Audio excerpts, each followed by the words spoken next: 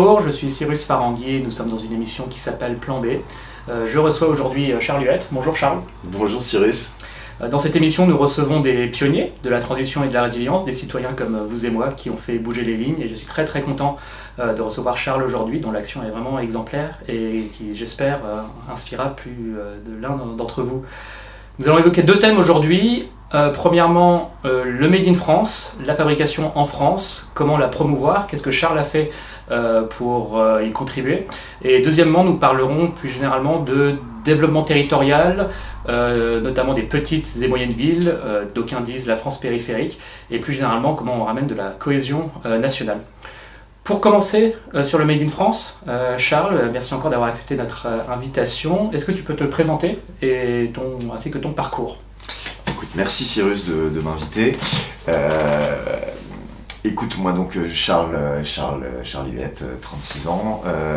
Mon parcours, moi j'ai fait du droit à la Sorbonne, puis une école de commerce, l'EM Lyon. Suite à quoi j'ai commencé ma vie professionnelle comme beaucoup de manière très classique dans le conseil à la défense. Et puis je m'y embêtais un peu, j'utilisais pas toutes mes neurones et ce que je faisais, ce à quoi je les utilisais n'avait pas beaucoup de sens pour moi. J'ai toujours été assez engagé et soucieux des enjeux politiques et économiques de mon pays. Et après avoir approché un petit peu ce monde-là politique, je m'en suis écarté assez vite, ayant fait l'expérience que malheureusement il reçait les critiques classiques qu'on a contre lui. Beaucoup des clichés de manière générale dans la vie sont vrais et sur les politiciens c'est le cas. Du coup je me suis dit que il y avait moyen sûrement d'être utile à son pays sans passer par la case politique, sans passer par la case élection, sans passer par la case parti.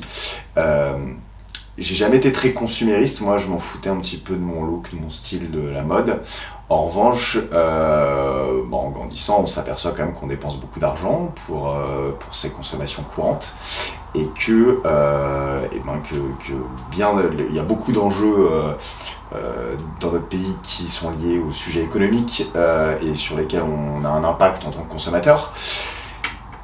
Le chômage de manière générale, mais la désindustrialisation en particulier, le sort du monde agricole, les modes de consommation de manière générale, de distribution, et que on a un bulletin de vote libre, paisible, quotidien, efficace, avec sa carte bleue, qu'entre deux élections présidentielles, on va 150 fois au supermarché. Et du coup, on a 150 fois l'occasion d'injecter 50, 100, 200 euros dans l'économie et qu'on le fait avec son propre budget, pas celui des autres, avec ses propres choix, sans rien imposer à autrui. Et puis on le fait immédiatement sans espérer l'élection de son poulain politique. On n'est jamais mis en minorité, on gagne toujours. Quand je choisis le jean confectionné à Nancy plutôt que le jean confectionné au Bangladesh, personne ne me met en ballottage et du coup je gagne à chaque fois. Et donc voilà, sur cette base-là, je me suis dit qu'il y avait, en tout cas moi que je cherchais à avoir une utilisation politique de ma consommation. Je cherchais donc à répondre au problème numéro 1 qui est le chômage en France, à me dire que quand je dois acheter un produit X, une bière, un jean, une paire de sneakers, j'ai le choix entre 10 marques. Je voulais savoir entre ces 10 marques-là, laquelle générait le plus d'emplois en France. Et je ne trouvais pas l'info.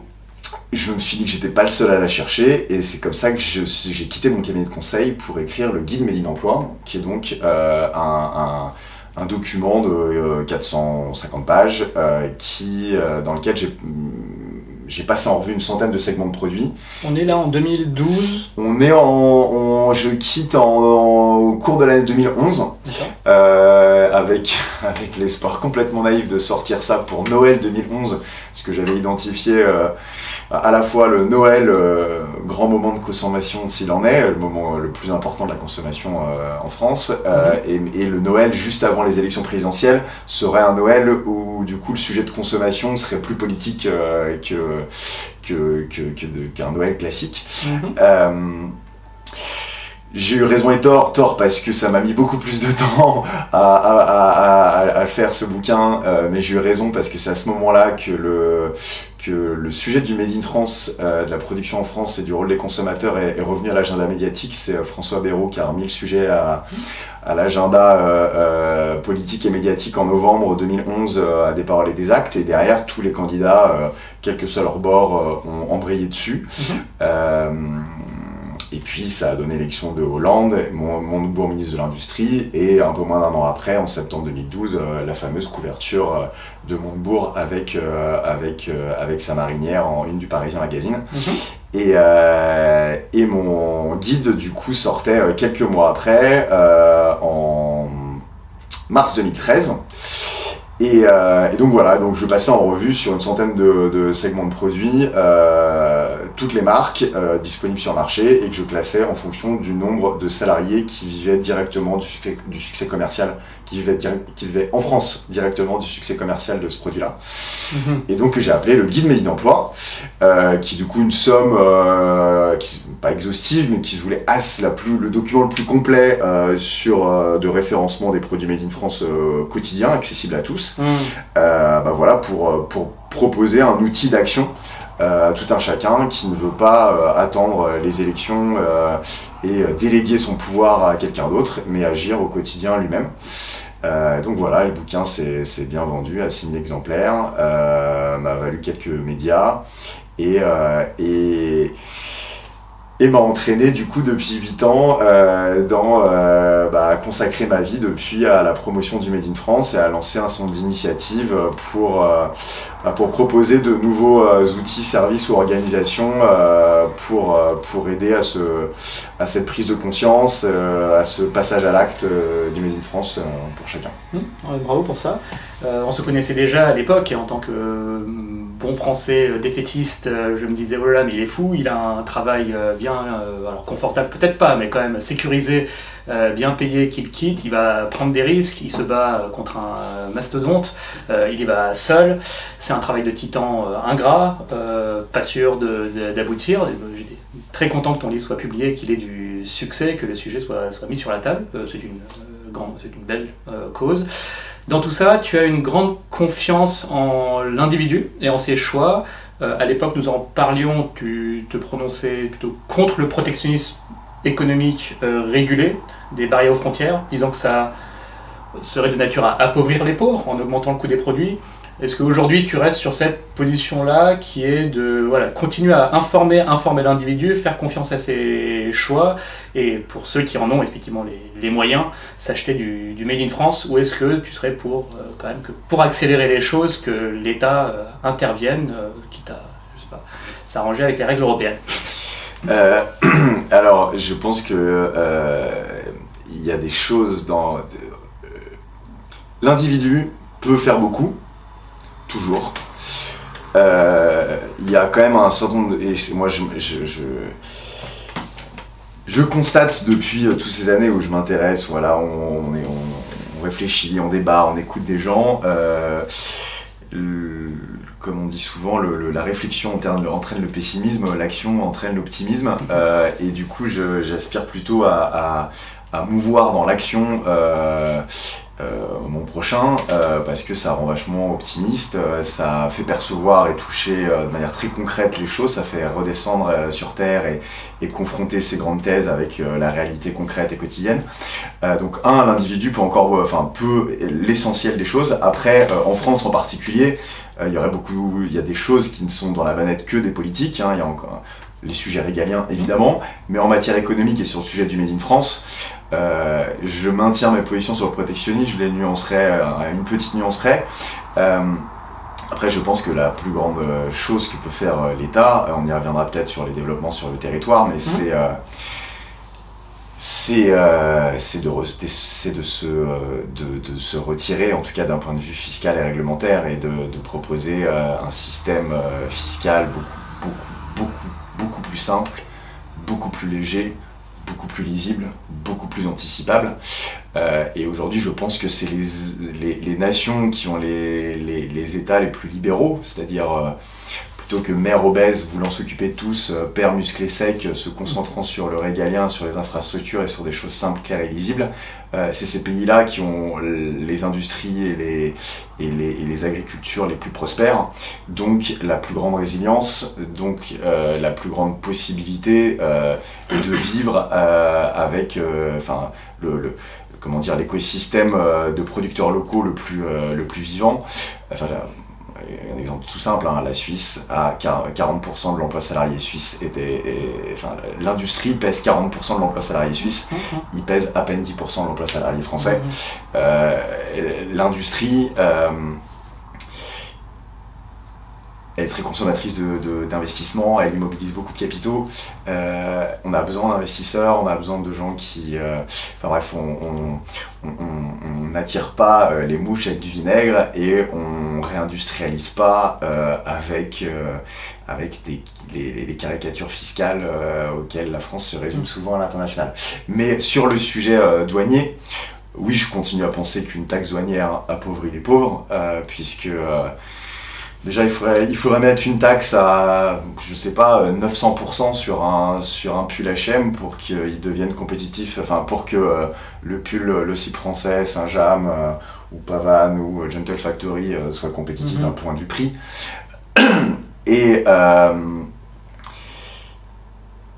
Et puis c'est la mère smicarde célibataire qui va chez H&M pour habiller ses enfants. Je n'ai aucune leçon je lui donne aucune leçon. Moi, c'est aussi pour ça que je suis très détendu à parler Made in France, à tâcher de montrer l'exemple, à le faire de la manière la plus complète, on va dire certains extrémistes possible, parce qu'à la fin, j'impose rien à personne, chacun fait ce qu'il veut, et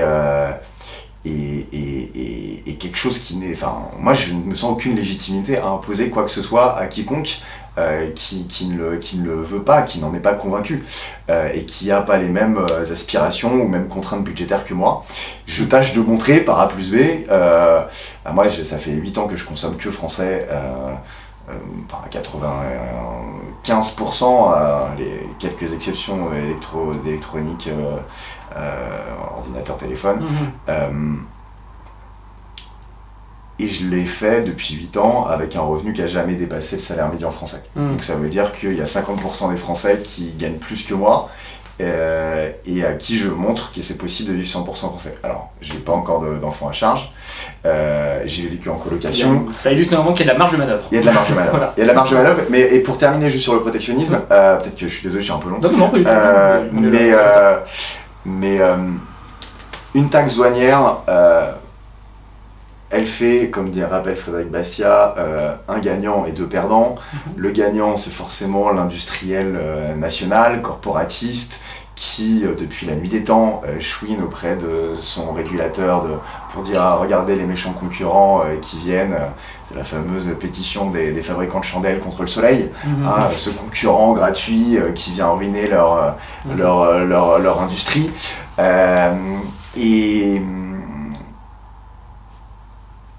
Mais ça appauvrit le consommateur et ça appauvrit le reste de l'économie, puisque avec le t-shirt H&M qu'il a pu acheter, alors je n'aspire pas à ça, mais c'est peut-être pas le bon exemple le t-shirt H&M, mais en tout cas le gain de pouvoir d'achat que un certain nombre quand même de produits importés permettent à des consommateurs, ce gain de pouvoir d'achat, il va pouvoir être injecté dans d'autres secteurs de l'économie. Parfois eux-mêmes aussi importés, donc au final le gain est assez limité, mais souvent c'est dans de l'économie présentielle, servicielle, restaurateur, coiffeur, tout ce qui est de l'ordre de l'économie non exposée à la concurrence internationale, qui est assez, qui est essentiel dans l'économie, mais qui ne vit pas non plus sans une économie exposée à la concurrence internationale, sans industrie. On y reviendra peut-être aussi sur cette distinction-là.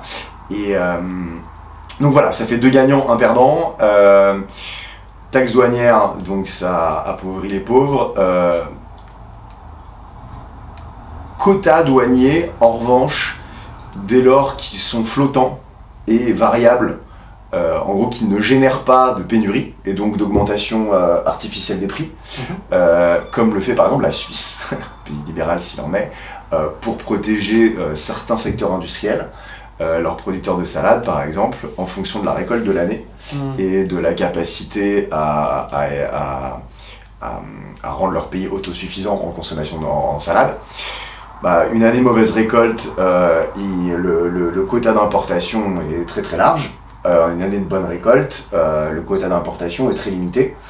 Toujours supérieur à... Enfin, il y a toujours une marge de manœuvre pour qu'il n'y ait jamais pénurie et qu'il y ait toujours un petit peu de l'émulation concurrentielle internationale, parce que c'est aussi essentiel pour s'activer, pour qu'il y ait un peu de concurrence. Mais ça permet de ne pas faire effondrer les prix et de relativement protéger... et c'est pas idiot sur le secteur agricole qui est pas tout à fait un secteur comme les autres en matière de sécurité alimentaire, de résilience, d'identité des territoires, de survie, tout court. Donc voilà on va dire l'évolution que je concède à mes principes libéraux, c'est d'éventuels quotas flottants. Non, bien sûr. Non, mais c'est très complet, très intéressant et tu poses vraiment tous les termes du débat qui est complexe et nuancé. Donc, vous aussi qui regardez ça, allez vous renseigner sur chacun de ces éléments du débat qui, comme vous le voyez, ce n'est pas simple. Revenons sur le guide Made in Emploi. Donc, moi, à l'époque, j'étais impressionné par le travail de titan que ça représentait. Tu as cartographié je ne sais pas combien d'entreprises, tu nous le diras, et le livre était structuré en une quinzaine ou vingtaine de chapitres avec une catégorie de produits par chapitre qui consistait à informer le consommateur concrètement tel produit, dont souvent ça peut être un produit dont on n'avait même pas idée que ça pouvait être produit en France. Tel produit, vous pouvez aller vous le fournir dans tel endroit et ça fait travailler tant de personnes dans telle région de France. C'est ça. Et de mémoire, tu avais collecté toutes ces informations, une à une, un travail de fourmi sur Internet, le site Internet des entreprises. Donc c'est une vraie cartographie complète qui a dû te prendre au moins une année à temps plein. Voilà. Exactement. Donc expose-nous un petit peu sur comment tu avais structuré ton livre, combien de catégories de produits, combien d'entreprises tu avais recensées, dont on avait pour beaucoup même pas idée qu'elles pouvaient exister et qu'on pouvait les faire vivre. Effectivement, moi aussi, ça a été ma grande surprise de m'apercevoir que pour chaque catégorie de consommation quotidienne, on avait au minimum une, mais en général au moins 5 ou 10, quand c'est pas très souvent 30 ou 50 options Made in France. Comment j'avais procédé donc le guide Made in Emploi a donné lieu à une appli derrière qui était un peu plus riche avec plus de secteurs, donc je sais plus exactement le nombre de chapitres, mais il y avait une quinzaine, une douzaine de chapitres de grands secteurs, donc c'était l'habillement, l'alimentaire, la voiture, enfin la mobilité, ameublement, électronique, tech, électroménager, voilà. Et pour ne pas comparer des choux et des carottes, je prenais tous les, je recensais les marques sur un segment spécifique. Donc c'était le jean, le costume, la sneakers, la chaussure de femme, la chaussure de vie homme, et ainsi de suite, ou la bière, ou le lave-vaisselle. Et donc voilà, donc il y avait 800 entreprises de recensées. Et comment j'ai procédé, effectivement, j'ai travaillé en chambre comme un moine à la Maison Jaune, dans ma coloc à l'époque. On s'est connus. Ouais. T'en as fait une appli quelques mois plus tard aussi. Exactement, parce que le bouquin avait vocation à être un outil d'action. Or, le bouquin faisait 400 pages, coûtait 25 €. Certes, elle a été achetée par 6000 exemplaires, mais ça suffit pas, c'est pas pratique, c'était insuffisamment pratique en termes de transformation en action.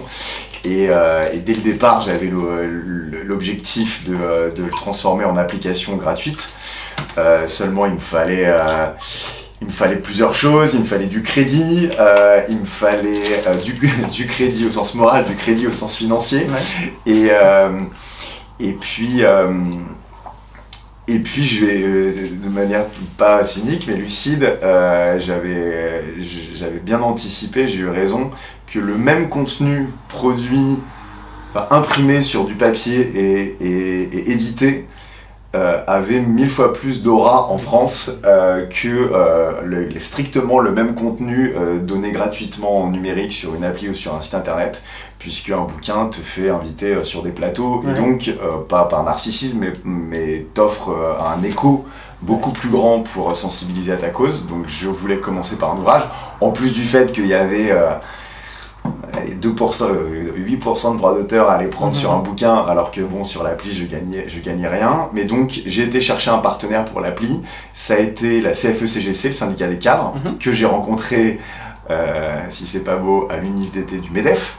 Donc quoi, voilà, c'est parce que sur scène, patrons, syndicalistes et politiques tenaient le même discours, à savoir, Carole Couvert, alors présidente de la CFE-CGC, entre Montebourg et Kessler, disait voilà, on peut défendre les salariés pas seulement à l'occasion de grève ou pas seulement au prud'homme, mais aussi au quotidien avec son caddie en étant consommateur. Ouais. Et du coup j'ai été la voir, c'était un jeudi, j'ai été la revoir le lendemain parce que je l'ai recroisée, c'était un vendredi, et le lundi je suis dans son bureau et la CFE-CGC du coup a financé le coût de développement technique du passage du bouquin à l'appli, et était le partenaire exclusif pendant les 4 ans qu'on suivit pour offrir tout ce contenu-là de manière gratuite au grand public, sensibiliser tous les 150 000 adhérents de la CFE-CGC, qui est donc le syndicat des cadres et des agents de maîtrise, qui est présent dans beaucoup de sociétés, en plus des cadres, c'est donc plutôt les salariés qui sont au-dessus du salaire médian français, et donc qui vont avoir encore plus les moyens d'agir que d'autres peut-être, à leur rôle au quotidien. Et puis c'était c'était pour les représentants syndicaux de Cronenbourg, de Mars, parce que M&M's fabrique en France 90% des M&M's vendus en Europe sont fabriqués en Alsace. 95% du Coca-Cola bu en France est fabriqué en France dans 5 sites industriels. Alors c'est peut-être pas des marques géniales à d'autres points de vue nutritionnels en particulier, mais ça donne l'idée. Mais ils génèrent de l'emploi, et du coup c'était l'occasion pour ce syndicat de faire comprendre à ses élus que le Made in France était un sujet qu'il devait prendre à bras le corps, parce que c'était un moyen très concret de défendre l'emploi. À l'époque, défrayer la chronique, les fermetures des pneus Continental, de la lingerie Le Jabi, depuis les Whirlpool, il y a eu Electrolux, des fermetures d'usines ont égrené l'actualité. À chaque fois, c'est des mères de famille sédentaires, sous-qualifiées, en pleurs, qui brûlent des pneus devant une usine, dans un coin qui n'est pas une métropole. Il y a des filets de politiques et de syndicalistes qui viennent jouer les indignés, mais qu'on n'a pas vu avant et qu'on voit plus le lendemain, et à un moment donné surtout qui arrive trop tard. Si la boîte ferme, c'est jamais monocausal, mais si le chiffre d'affaires, si les clients étaient là, si les clients faisaient savoir qu'ils achetaient ce produit-là parce qu'il était fabriqué dans cette usine-là et qu'ils l'achèteraient plus s'ils partaient en Pologne ou plus loin, peut-être que l'usine serait toujours là. En tout cas, c'est l'idée du Made in France, hein. C'est jouer sur le rôle du consommateur en tant que pouvoir de pression sur les décisionnaires dans les entreprises quant à la localisation de la preuve. Oui. Donc voilà, donc ça a donné lieu à une appli, et puis concomitamment j'étais embauché au label Origine France Garantie, qui est un label privé qui propose des règles un peu plus exigeantes, surtout plus claires et surtout systématiquement contrôlées par rapport à la mention douanière Made in France, systématiquement contrôlées par un certificateur extérieur. C'est comme un cabinet d'audit, comme l'audit de ses comptes. Il y a un cabinet qui vient certifier que la vaisselle Pyrex est bien fabriquée à Châteauroux dans le plus gros four d'Europe avec 450 salariés, ou le costume Smuggler est bien confectionné à Limoges dans la dernière usine de costumes de France et fait vivre une centaine de couturières. Donc j'étais en responsable technique de ce label, salarié à ce moment-là. J'ai dû quitter. J'ai cofondé la Fédération indépendante du Made in France, qui est un collectif de consommateurs, et là l'idée était aussi d'apporter quelque chose qui n'existait pas à l'écosystème. Un label, il y en avait un salon, il y en avait un. Il manquait une organisation des consommateurs, justement, qui soit indépendante, qui soit une voix indépendante des partis politiques. Montebourg venait de quitter son poste à Bercy. L'écosystème se demandait si la mode du Made in France allait retomber comme un soufflet avec le départ de son porte-parole très médiatique. Et du coup, on voulait maintenir le sujet à l'agenda médiatique, le maintenir aussi avec une parole non partisane, parce que Montebourg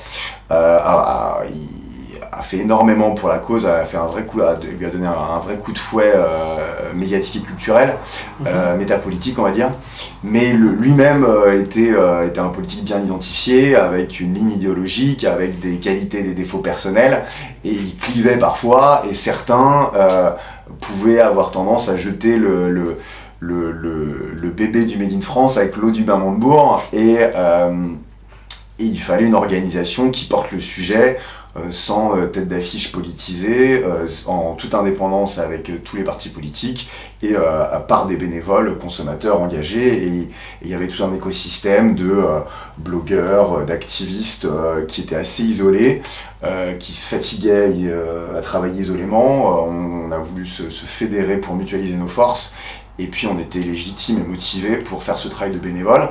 Et on a tâché de prendre exemple sur des causes sœurs, et en particulier celle du bio et de l'écologie. Même logique, hein, c'est-à-dire je choisis un produit pas seulement pour son rapport qualité-prix, mais aussi pour ses impacts sur mon environnement.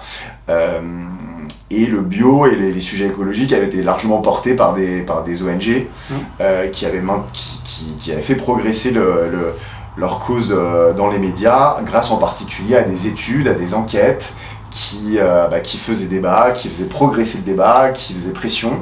Et du coup, on a publié une quinzaine d'enquêtes avec la FIMIF, dont j'ai été porte-parole pendant 2 ans, mais dans laquelle j'ai plus de responsabilité. Et en particulier une enquête sur l'origine des produits dérivés des partis politiques. Est-ce que les partis politiques qui nous disent « soyons protectionnistes » ou « sortons de l'Europe » ou « il faut ci, il faut ça » sont-ils exemplaires ? Sont-ils eux-mêmes exemplaires? Est-ce qu'un type qui me tend un tract en me disant « vote pour moi » et demain tu s'occupes de rien, je s'occupe de tout, et demain tout ira mieux dans le meilleur des mondes, est-ce que toi-même tu tâches de t'appliquer d'ores et déjà ce sur quoi t'as le pouvoir, c'est-à-dire sur toi? Si demain je te donne le pouvoir sur nous tous, j'aimerais bien que tu m'aies donné quelques gages de confiance. Et le problème, c'est que quand tu es habillé de pied en cap en Made in ailleurs et que tu me dis guerre économique, on est poings et pieds liés, l'Union Européenne, tout ça, ok, d'accord, mais enfin, c'est pas l'Union Européenne qui t'a obligé à acheter un costume hors de France, une chemise hors de France, des chaussures hors de France, des chaussettes hors de France. À un moment donné, mon gars, t'es pas crédible une seule seconde.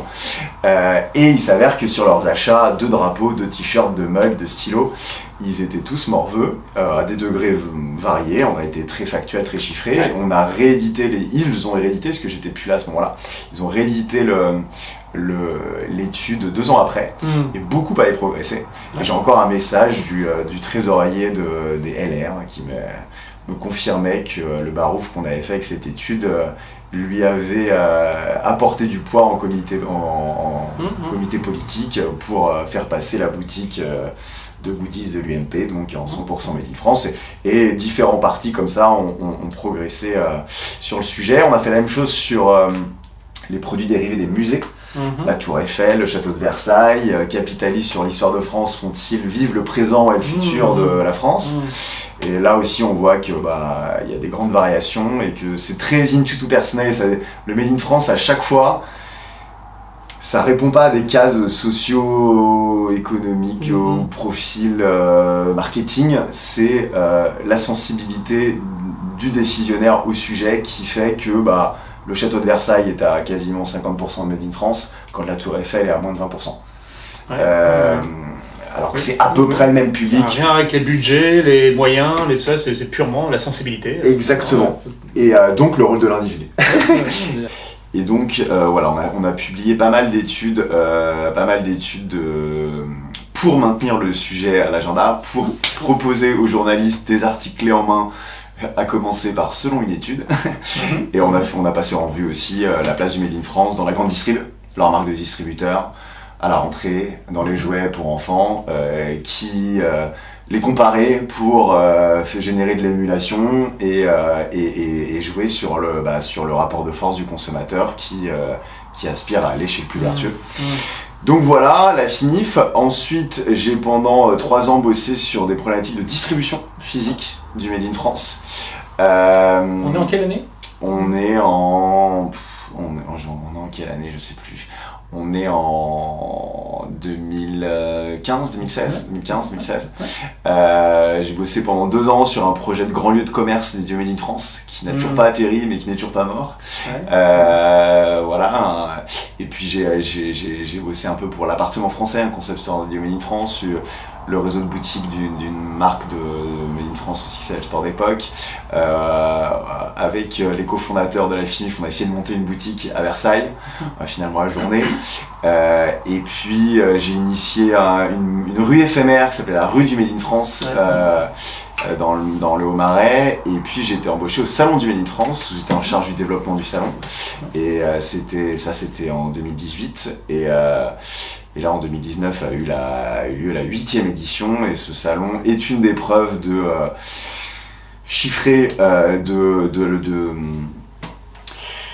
la croissance du sujet, puisque le salon est passé entre 2012 et 2019 de 75 à 600 exposants. Et de 15 000 à 80 000 visiteurs. En 8 ans ? En 8 ans. Bravo, dans un marché du salon professionnel qui est comme ça. C'est l'un des seuls salons qui est en croissance, et qui est vraiment, Fabienne Delahaye a mis beaucoup de son énergie et de son investissement personnel pour un événement qui est essentiel pour l'écosystème, parce qu'il cristallise un moment très important médiatiquement parlant, commercialement parlant, juste avant Noël. Donc c'est un vrai rendez-vous, mais maintenant même intellectuellement, parce qu'il y a des conférences de très haute tenue désormais. Quel était ton rôle dans l'organisation du salon ?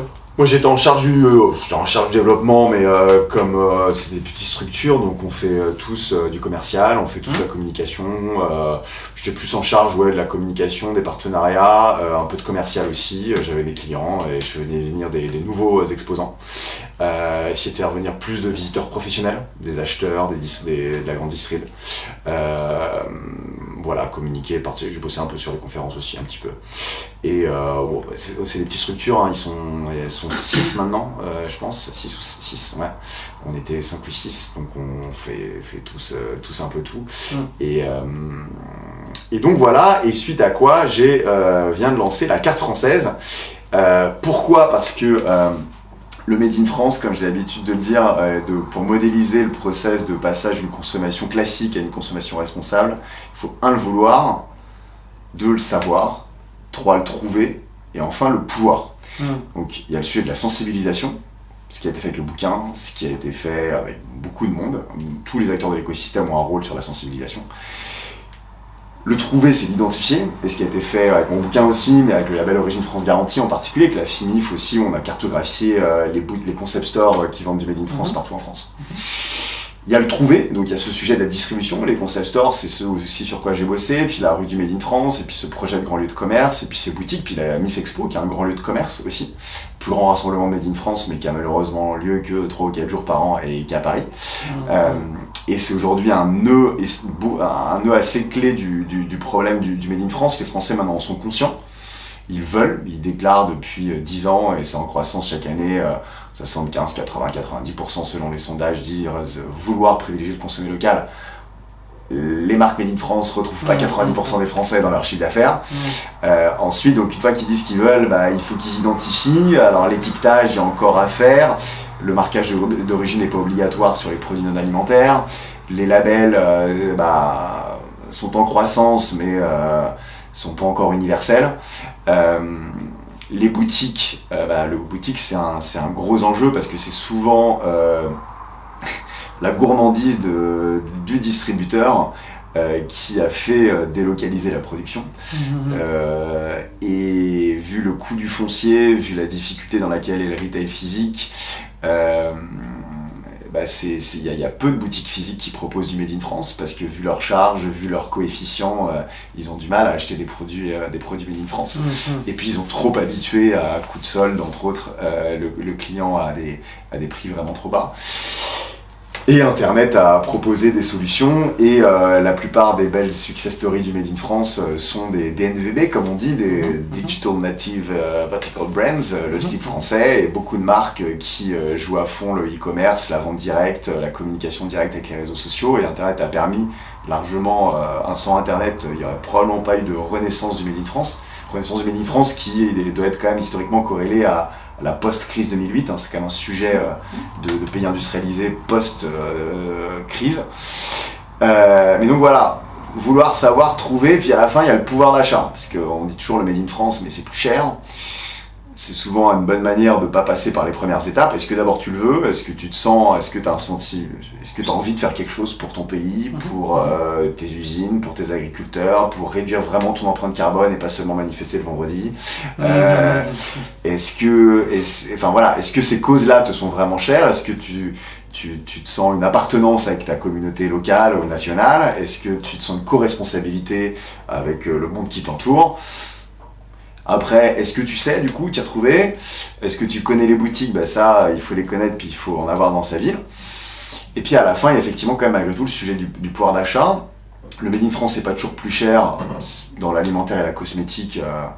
Le Made in France est tout à fait compétitif, il y a une offre très profonde parce qu'on est quand même encore une grande puissance agroalimentaire et en matière cosmétique, donc ça ces consommables réguliers sont très abordables. Un DOP qui est fabriqué à Rambouillet, c'est le shampoing le moins cher du marché, et il fait vivre 150 familles dans le sud Yvelines.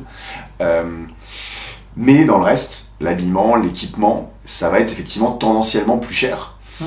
Une bonne manière de résoudre l'équation, c'est de limiter la quantité, parce que un budget, c'est des prix fois des quantités. Donc moi, pour consommer que Made in France, je consomme moins.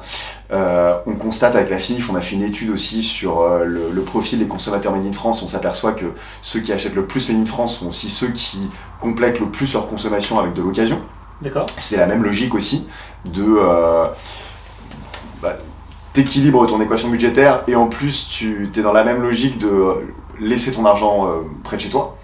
Soit en finançant le travail d'une couturière professionnelle avec du Made in France, enfin d'un travailleur professionnel avec du Made in France, soit en mettant du beurre dans les épinards d'un kidam pas loin de chez toi qui maximise son actif. C'est une révolution comportementale, au-delà juste du centre commercial. Exactement, et puis qui reste dans la même logique que c'est pas un argent qui va alimenter l'autre bout du monde, ça fait vivre mon écosystème immédiat. Et puis ça permet de résoudre l'équation budgétaire. Néanmoins, il y a des leviers, il y a des mauvaises habitudes, beaucoup qui ont été prises. Il y a une habitude au prix extrêmement bas avec H&M, Primark, Zara, Amazon et compagnie. Les gens connaissent plus le prix des choses, quoi. Il y a besoin d'un coup de pouce. Et puis surtout, moi, en bossant avec la CFE-CGC sur l'appli du bouquin, j'ai découvert l'écosystème syndical, passionnant. Des gens beaucoup moins caricaturaux que j'en avais une image caricaturale. Ils m'ont démenti. Des gens très engagés, très sérieux, très pros, très connaisseurs de leur sujet, de leur métier, de leur secteur. Très engagés. Alors pas tous, mais enfin, ils m'ont agréablement surpris. Et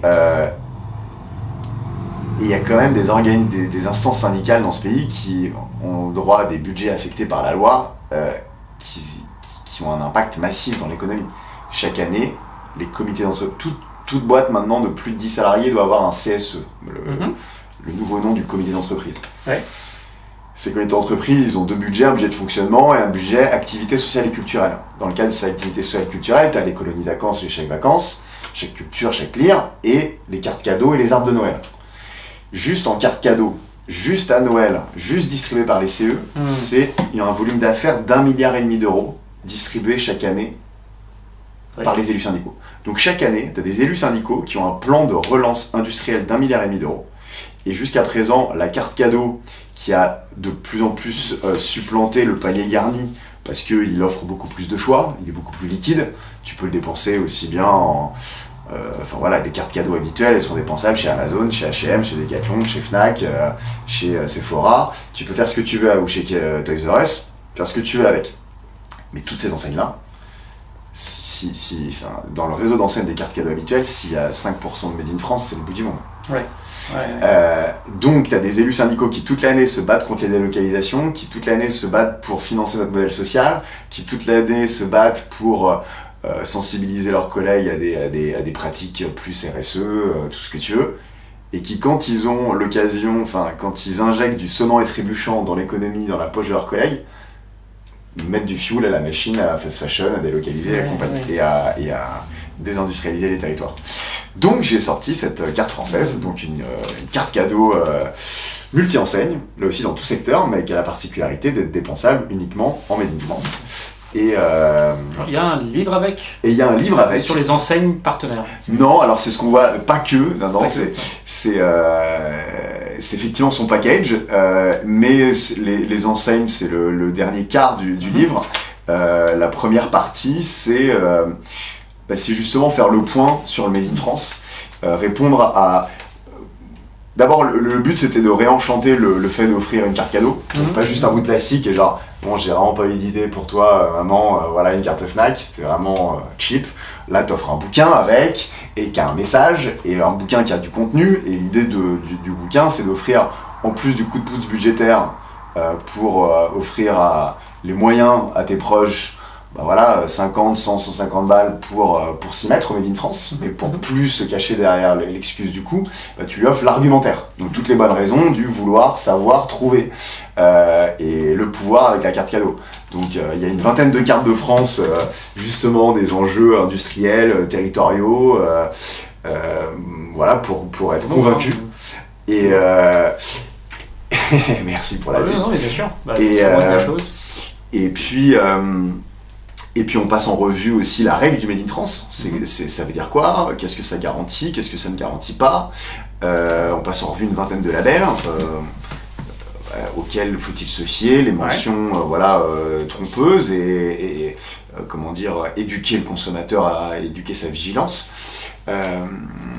Une quinzaine de bons réflexes qu'on avait établis avec la FIMIP justement, comme au quotidien, sans dépenser d'argent, mais juste par exemple en demandant systématiquement à ton serveur ou à ton vendeur où est-ce que c'est fabriqué, sur les réseaux sociaux, ne pas hésiter à interpeller les marques, parce que maintenant tout consommateur à leur internet est aujourd'hui en plus un média en lui-même, capable de prescription ou de dénigrement, avec audience et viralité potentielle. Donc ne pas hésiter à utiliser ce pouvoir qui est parfois, c'est limite plus important de faire savoir que ça nous importe que de l'acheter vraiment. Alors, il vaut mieux derrière l'acheter pour que ce soit un peu crédible, mais un achat sans extériorisation de sa raison, c'est comme un vote. C'est-à-dire que tu laisses à la fin, le dimanche soir, aux expertologues le soin de lire dans la boule de cristal et dire les Français ont voulu dire ceci, ont voulu dire cela avec tel et tel score. Si tu dis que tu as acheté ce verre, enfin si tu ne dis pas pourquoi tu l'as acheté, mais si sur les réseaux ou si à ton vendeur t'as dit c'est un Duralex, je sais, il est fabriqué dans le centre de la France, c'est une super marque, ils ont un four incroyable, c'est c'est 400 salariés,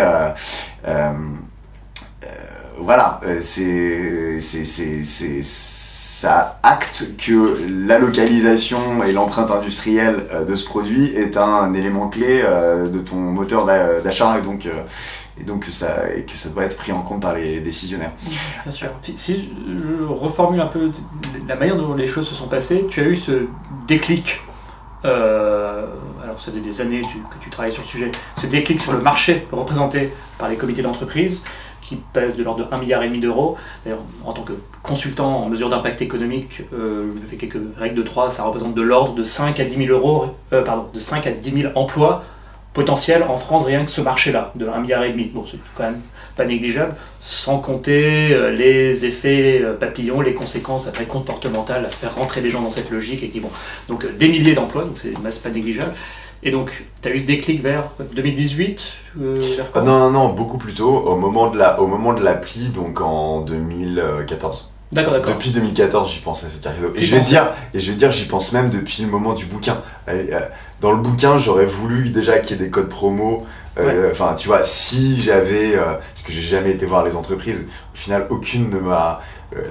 En fait, la plupart ont découvert la fiche qui parlait d'elle a posteriori, une fois imprimée. Et beaucoup, alors je me jette des fleurs, mais c'est vrai, Smuggler m'a dit, là, c'est la fiche la plus complète et factuelle qu'on ait jamais faite sur moi, et pourtant, on m'avait jamais interrogé. J'ai juste concaténé de la data publique issue de diverses sources, hein, pas que leur site et leur communication propre, hein, mais aussi la presse et puis des bases de données. Et donc bref. T'as vu tu vois qu'il y a un levier d'action vers 2014, après tu te dis probablement, j'ai tellement de projets déjà en cours, le jour où j'aurai le temps, je m'attaquerai à ça. Entre le moment où tu t'es dégagé le temps nécessaire et où tu as exécuté l'idée, parce que la carte a été lancée fin 2019 ? Le 5 novembre 2019. D'accord. En combien de temps est-ce que tu es passé de vraiment la mise à exécution, enfin le lancement vraiment de l'action et le lancement de la carte ? Écoute, j'ai commencé vraiment à explorer très sérieusement le sujet en 2017, en mars 2017. Et j'y ai bossé vraiment à mi-temps pendant 3-4 mois avec Erwan, qui est maintenant un de nos deux associés. Parce qu'à l'époque, je butais j'avais l'idée, mais j'avais pas le business model, j'avais pas la solution technique, j'avais pas l'investissement et surtout j'avais pas l'associé à plein temps avec moi, le compère, le collègue. Et je venais de passer des années, donc beaucoup en travailleur indépendant solitaire, et ça m'allait pas, ni d'un point de vue santé mentale personnelle, ni d'un point de vue productivité professionnelle. Et du coup, on a vachement avancé sur pas mal de sujets, mais j'avais toujours pas mon binôme et j'avais des besoins alimentaires. J'ai pris ce boulot chez Nifexpo. C'était parallèlement à la fin de cette mission sur le grand lieu de commerce Made in France. Et puis j'ai fini de convaincre un vieil ami de 15 ans à qui je parlais de la carte cadeau depuis le moment où j'y pensais, donc depuis longtemps, et qui était ingénieur, très complémentaire de moi, avec une capacité d'investissement, un souci de se lancer dans l'entrepreneuriat. Et donc on s'est lancé tous les deux à plein temps, enfin lui à mi-temps et moi à plein temps depuis mars. Donc voilà, en fait j'ai eu une phase exploratoire printemps-été 2017. Je l'ai mis de côté et c'est ressorti début 2019. On est à plein temps dessus depuis mars et le produit est sorti le 5 novembre. D'accord, bravo. Et puis, à ce jour, c'est encore peut-être tôt pour faire un bilan, mais est-ce que le lancement correspond à ce que tu attendais, ce que tu espérais ? Tout colle, sauf un point. Tout colle, en termes de RP, de médias, c'est même bien plus qu'espéré. On a fait, je pense, tous les médias de France en pas 3 mois. On a fait JT de TF1 de 20h, JT de France 2, on a fait plein de radios, plein de médias. Donc il y a une vraie appétence pour le sujet. En termes d'attractivité pour les enseignes, pour les marques partenaires, c'est pas plus facile aujourd'hui de faire rentrer les enseignes, c'est beaucoup plus facile parce que pendant les 6 mois où on n'était pas sorti, si j'étais en appel sortant, je les démarchais. Et là, depuis notre lancement, on est sorti avec 80 marques partenaires. Depuis notre lancement, on a 400 enseignes qui ont manifesté leur intérêt pour rentrer dans la carte. On n'a pas le temps de tous les traiter, il y en a encore une centaine à qui on doit des réponses. J'espère que ce sera résolu d'ici la sortie de cette vidéo. En termes de vente en B2C, on est content du premier Noël, mais on a vocation à faire beaucoup plus demain une fois référencé dans la grande distribution. Clairement, si à Noël prochain, ce Noël on a été vendu que sur notre site et dans une boutique éphémère qu'on avait dans le Marais, si à Noël prochain on est vendu aussi à la Fnac, voire à Intermarché, voire à Carrefour, ça va changer la donne en termes de volume. Le gros point, c'est que nous, notre vision, c'est que c'est le B2B. C'est le B2B et les CE en particulier il y a un autre aspect B2B aussi dans les directions d'entreprise, dans les programmes de fidélisation ou de récompense, fidélisation de tes clients ou récompense de tes commerciaux ou de tes parties prenantes. Il y a beaucoup d'entreprises qui offrent de la carte cadeau et il y a beaucoup d'entreprises qui, dans une logique de cohérence par rapport à leurs engagements RSE en particulier, pourraient switcher de la carte cadeau classique à une carte cadeau engagée qui leur donnera une bonne image, qui ferait une bonne action, qui donnera un outil d'action à leurs parties prenantes. Et là aussi, il y a un marché de quasiment 1 milliard d'euros.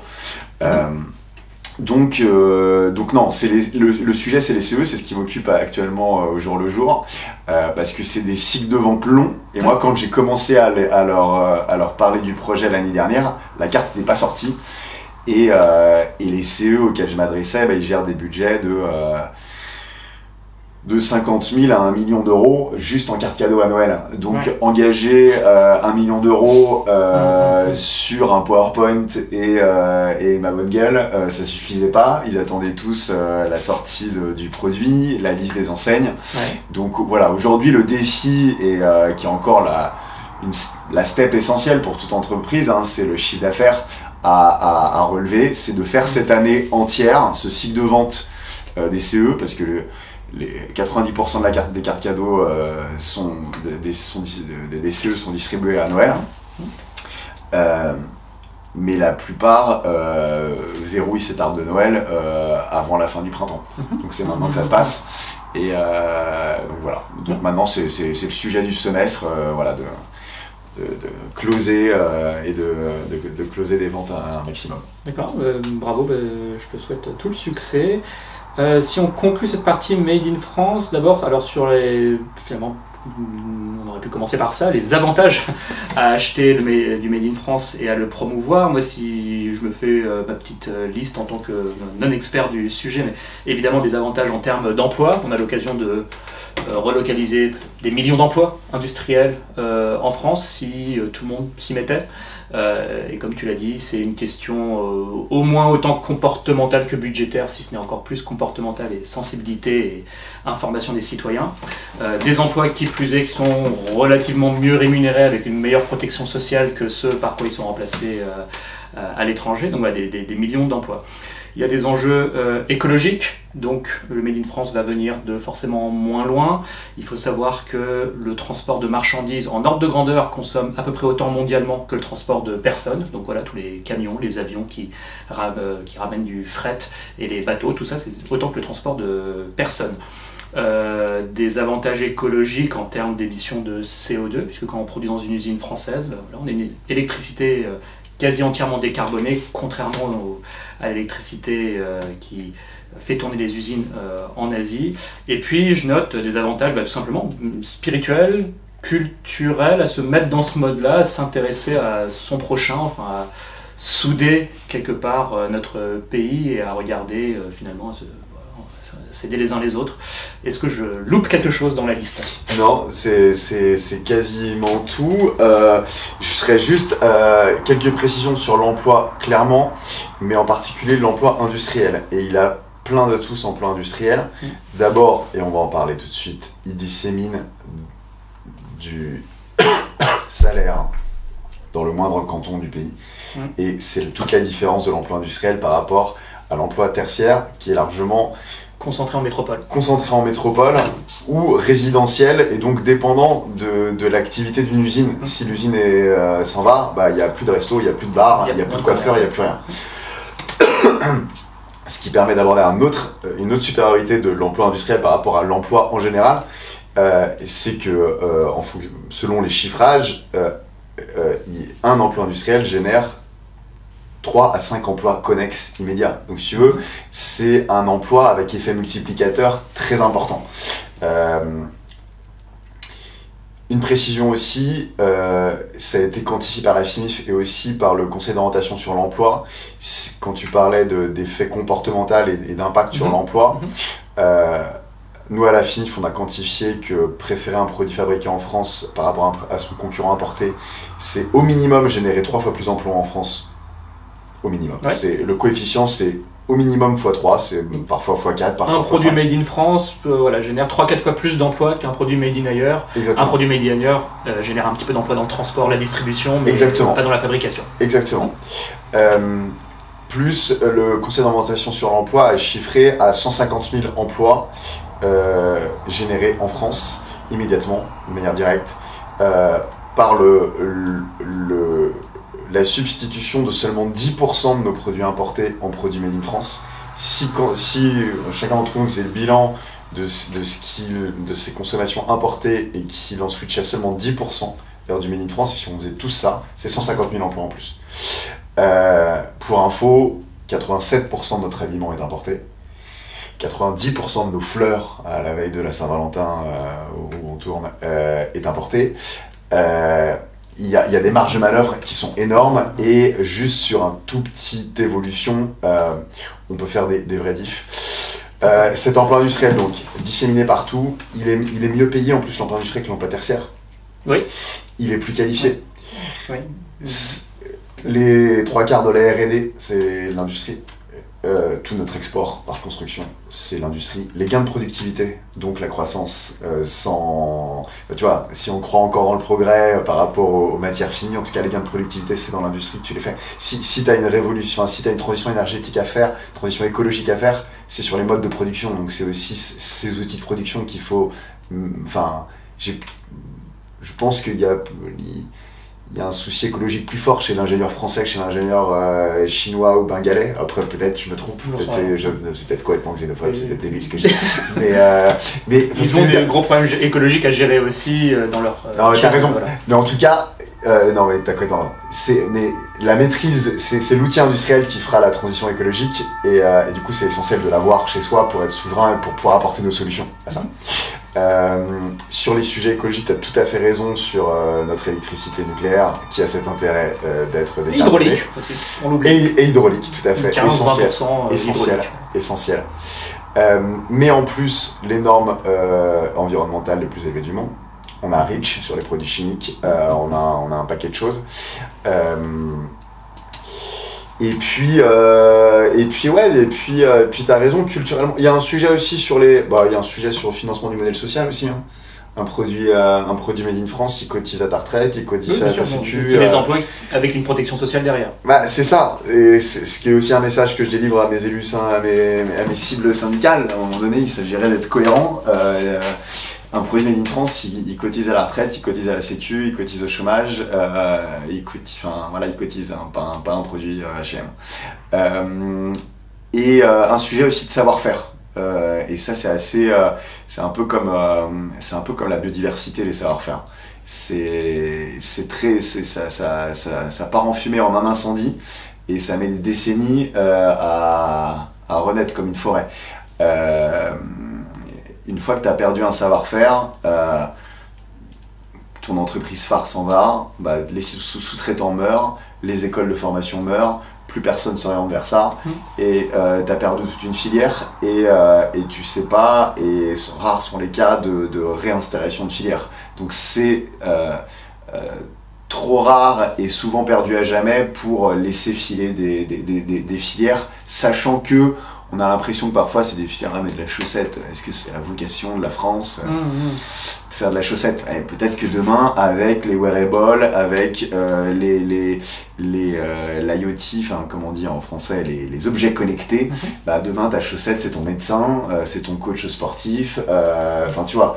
Donc l'innovation est inanticipable, donc par prudence élémentaire, il vaut mieux les conserver. Et puis pour terminer, tu as raison, c'est une question culturelle, c'est une question de survivalisme collectif en fait.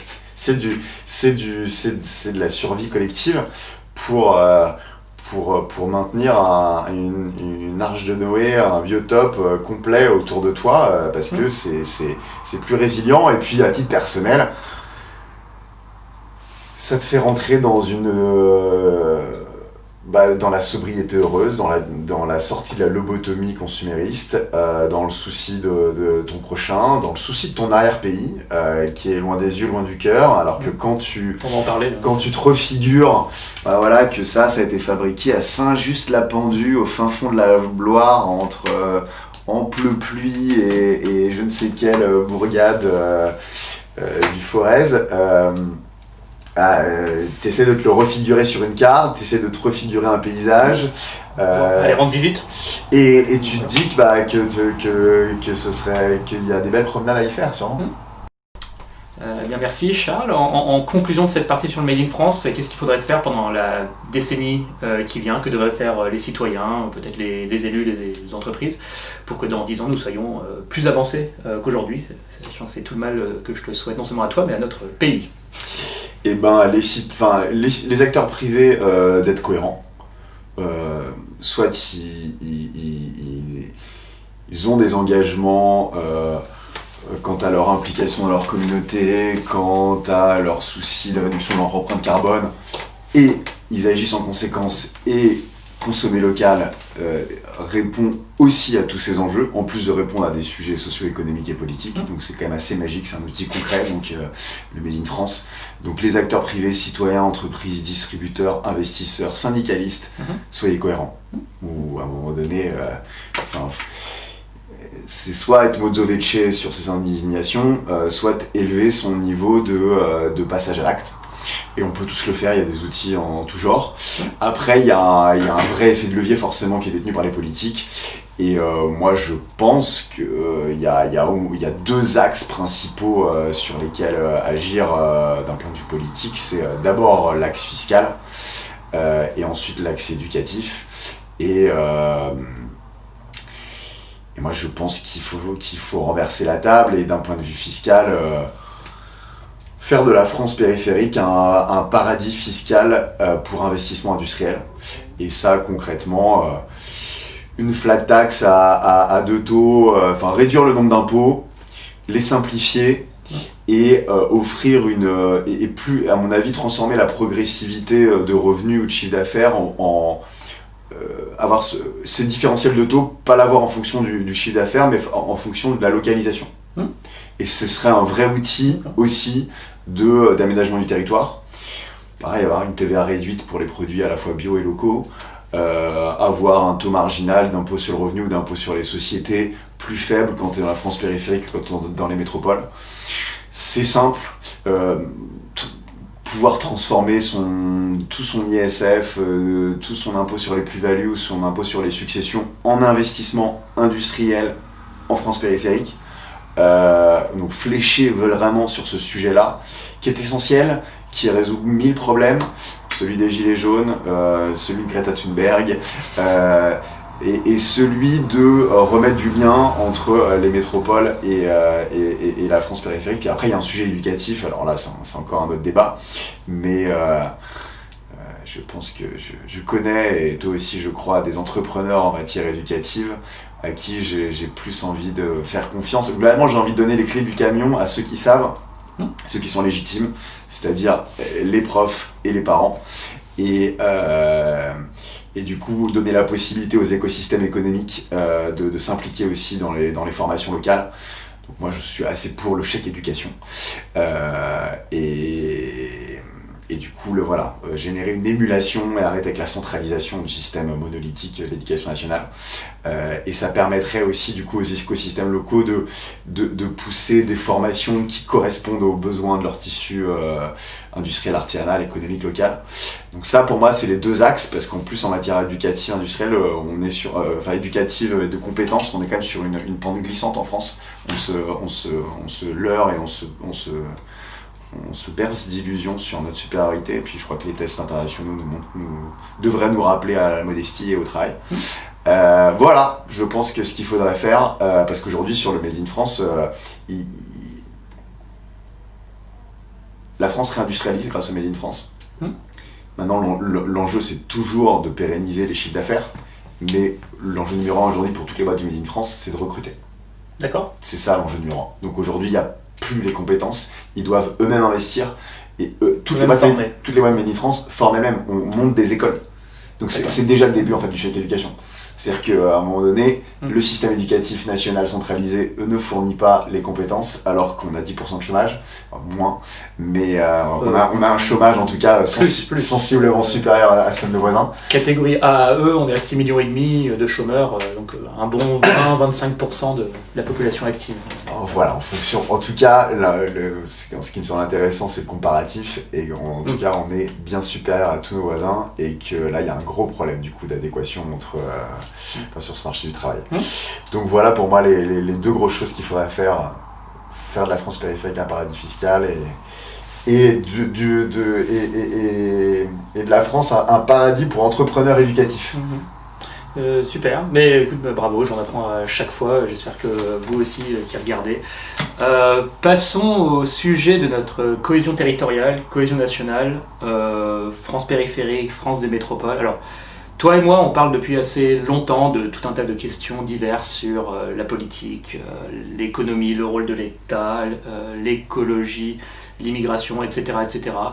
On a un taux de désaccord que j'estimerais historiquement comme au moins majoritaire, si ce n'est qui tirait les 75-80%. C'est très sain. C'est après tout comme ça qu'on apprend. On n'apprend pas grand-chose de quelqu'un qui valide tout ce qu'on dit. Bon. Voilà, il y a 6 à 9 mois, j'ai commencé à prendre conscience que, pétard, ça fait depuis que je suis né, et probablement depuis plus longtemps que ça, que les bords politiques divers ne pensent que à convaincre l'autre, que à avoir raison. C'est la finalité du monde, c'est vraiment d'avoir raison. Alors que s'il y a bien une chose que l'histoire devrait enseigner à tout le monde, c'est que tout le monde, tôt ou tard, a tort. Bon, ça c'est important de le savoir. Donc tout cet effort mis à essayer de convaincre, si ce n'est humilier l'autre, toute cette énergie déployée, disons, c'était un jeu. Or, il y a 6-9 mois, j'ai commencé à prendre conscience quand même de ce qu'on peut appeler risque systémique. Alors, ça fait longtemps que je suis conscient des risques écologiques. Après, c'est différent entre lire des journaux, des rapports du GIEC et le ramener à sa propre échelle, à sa propre histoire et à celle de ses enfants. À cela se rajoute une prise de conscience de tout un tas de risques en termes de tensions sociales, communautaires, géopolitiques. J'ai écrit plusieurs articles qui ont un petit peu attiré l'attention sur le fil de discussion que j'anime sur LinkedIn. Donc, un article étant par exemple, les effets ciseaux, qui met bout à bout toutes les tendances, on va dire, menaçantes de notre siècle, ou du moins à gérer. Et en terminant l'article, je me suis dit, pétard, la priorité, c'est peut-être pas d'avoir raison dans des débats, c'est de préserver la paix autant que faire se peut. Donc, chaque jour de mon existence, je vais la consacrer à essayer de faire cela. Et ça passe par trouver un terrain d'entente avec à peu près n'importe qui. Donc, ce sujet de la France périphérique, j'ai écrit 2 posts qui ont été sur LinkedIn appréciés par des gens de tous bords. Et quand je dis tous bords, c'est vraiment tous bords. Je vais en lire un qui a été apprécié publiquement, à la fois par un Jean-Marc Jancovici et un Pierre Duriot. Si vous ne connaissez pas l'un et l'autre, je vous encourage vivement à aller jeter un coup d'œil. Ça a été également apprécié par des gens des métropoles, des gens des campagnes, donc il ne s'agit pas d'opposer les uns avec les autres. Ça a été apprécié par des militaires, des infirmières, des enseignants, des ingénieurs. Peu importe. Je tente de trouver cette ligne fédératrice et conductrice pour fournir un cap vers lequel tendre sur le long terme. C'est ce qui manque à notre pays. Qu'est-ce que j'avais écrit, plutôt que tu as adhéré aussi. J'ai écrit, il me semble que la France périphérique, entre guillemets, entre parenthèses, territoire hors métropole, outre l'intérêt obsessionnel sur pour qui vote-t-elle, comment les ramener dans le droit chemin, mon Dieu. Cette France périphérique abrite l'essentiel de nos actifs écologiques plus ou moins mal en point, sols qui perdent en matière organique, eau, biodiversité, etc. Actifs écologiques dont nous aurons diablement besoin face au dérèglement climatique et l'épuisement des ressources. Cette France périphérique qui abrite l'essentiel des gens déjà débrouillards et relativement autonomes sur qui reposera de plus en plus la résilience de la nation.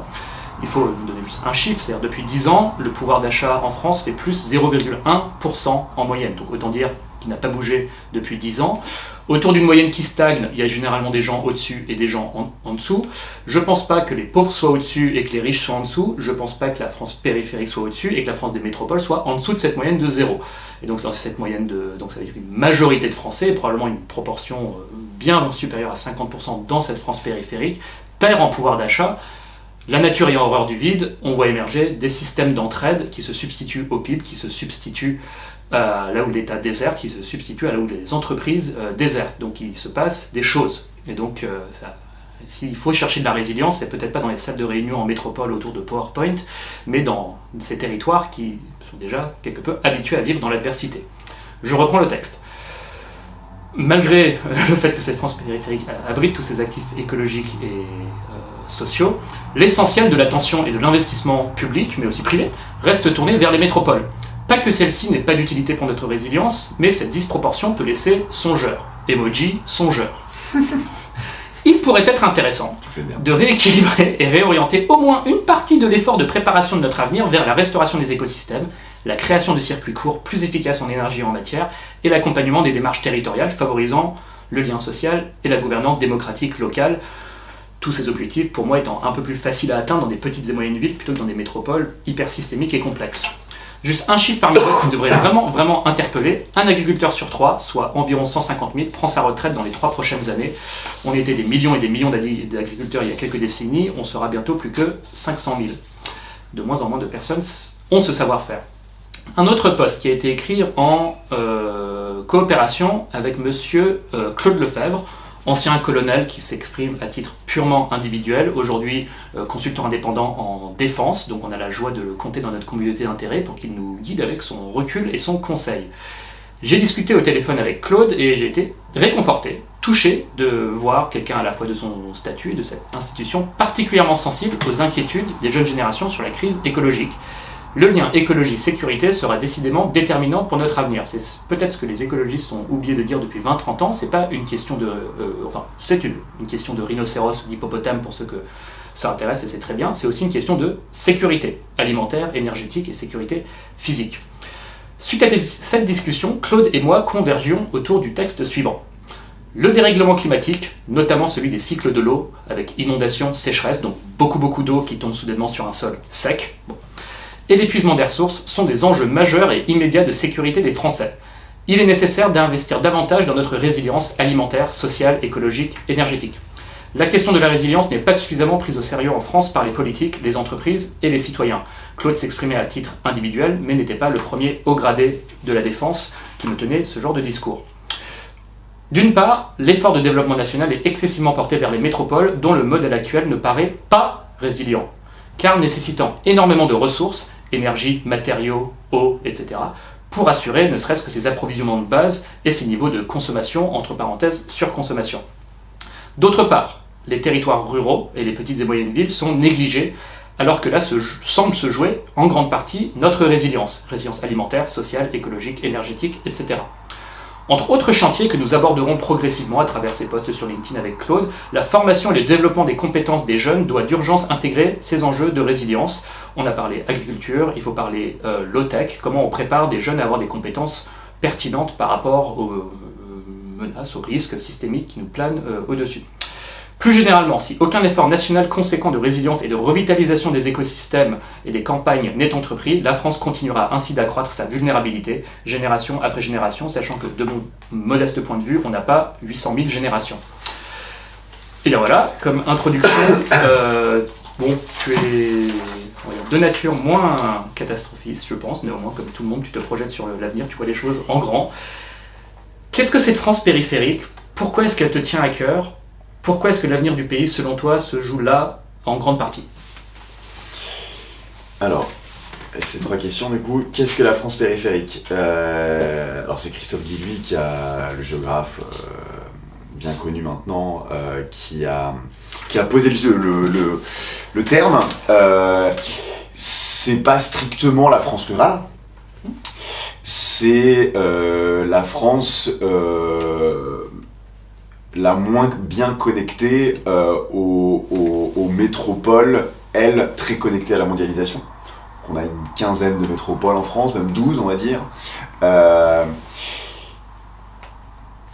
qui ont des agglomérations, qui sont globalement bien connectées, qui font partie de cette France métropolitaine. Et puis, il y a un arrière-pays. Dans cet arrière-pays, il y a aussi c'est un archipel, il y a aussi des petites communes très riches. Faut se balader dans les Yvelines ou en Normandie, où il y a... Mais on a globalement, c'est la France, on va dire, des villes moyennes et petites, des petits pôles, la France rurale, la France du périurbain.